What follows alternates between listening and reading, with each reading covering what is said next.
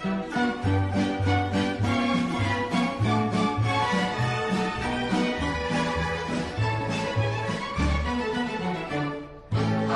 araw-araw sa tapat ng aming bahay, mayroong isang babaeng lagi nang nagdaraan.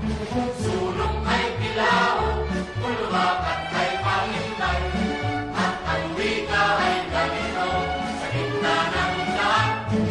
Balot, Penoy, balot, bili na kayo ng itlog na balot.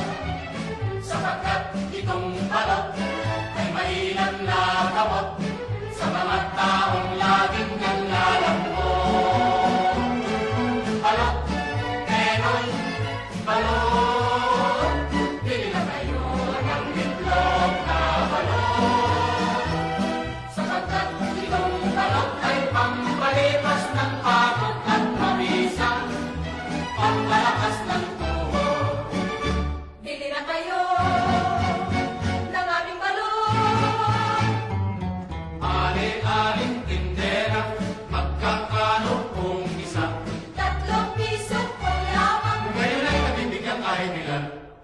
Balot, Penoy, balot, bili na kayo ng itlog na balot. Sapagkat itong balot ay pampalipas ng pagod at mabisang, pampalakas ng tuhod.